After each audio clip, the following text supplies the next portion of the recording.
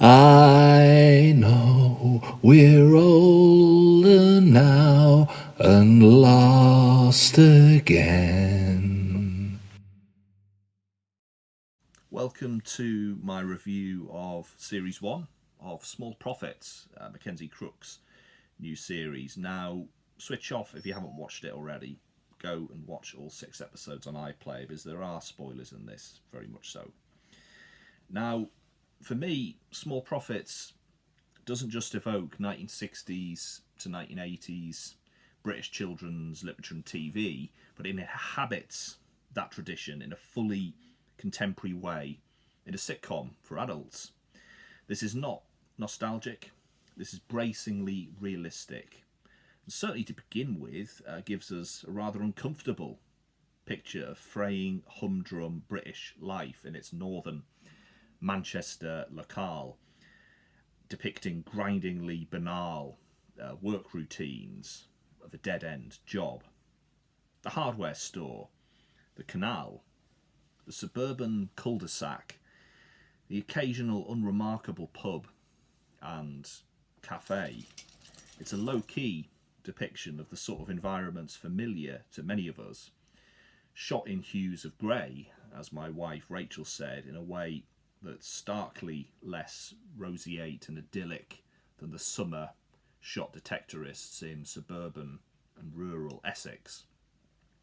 Small Profits is mundane quality, and its slow and careful look at how we live today reminded me of Stefan Golozewski's Marriage, 2022, an underrated 4-part drama by a very fine comedy writer of Mum and Him and Her and other series.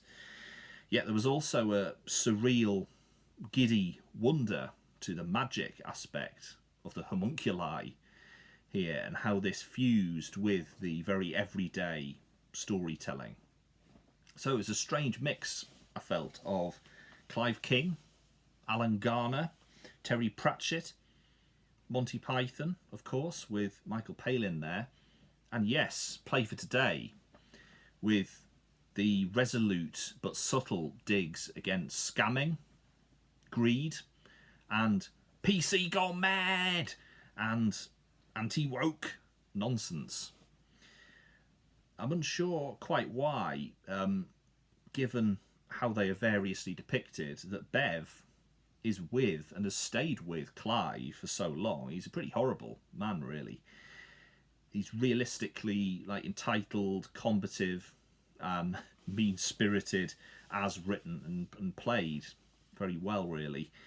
Initially, he's maybe a bit more likely to be liked by viewers than Brigham, though, I would say, who he's the loud idiot with the high voice, a colleague at Michael and Kaylee's workplace. But this shifts in the latter half, I would say. There's a sense that even a bully might be redeemable if they're just a hapless, small-time bully with an inane love of banter that, charitably, we might say, he doesn't realise has a nasty edge. Interestingly, Brigham is more like a character in The Office than any character, I would say, in Detectorists, but treated very astutely indeed here. As with the wonderful Sophie Willand's Bev, I'm awaiting further development of these characters in the ensemble in the future series that I know are on the way. Mackenzie Crook is so skilled at writing about outsiders and eccentrics, and yes, people who are different from the norm, not limited to neurodivergent people, but certainly including them.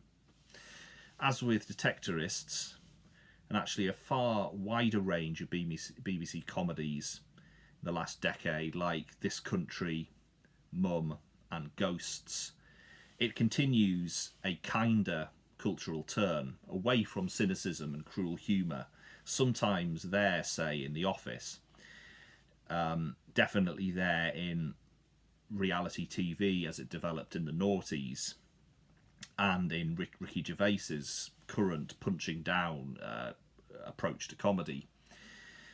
The nearly wordless scene, including the Modest Mouse t-shirts in episode 6, summarises this to me. It's just a beautiful human moments that had me metaphorically punching the air.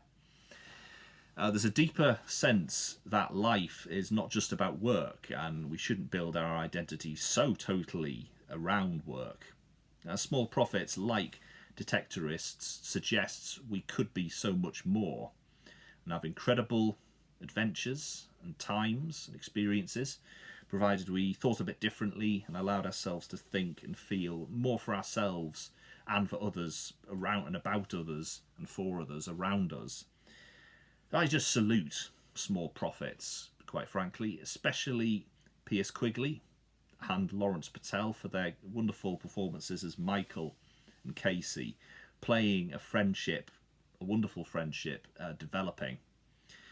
Piers Quigley, well, he's a legend, isn't he? I mean, I've seen him in Mike Leigh's film Peterloo, about the historical events in Manchester in 1819. And he brings some of the same obstinacy of the naysaying northerner into this, which I think you'd have to say is a role of a lifetime, really. And Quigley captures Michael's reticence and his suppressed emotional side, along with his barbed articulacy so well. Now, if you weren't feeling joy and melancholy along with Michael and Casey in the climactic phase of episode 6, when it gets to the crunch with the answers to the questions, then you might just not be human. There's too much out there in the digital media landscape that's inhuman or post-human not to warm to this utter delight of a narrative sitcom. It's the opposite of AI slop. It's top TV. Now get on your bike, your long bike, and look for life.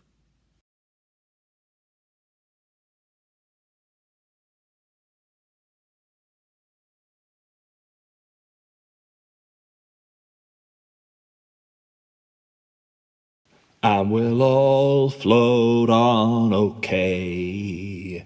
And we'll all float on okay. And we'll all float on okay.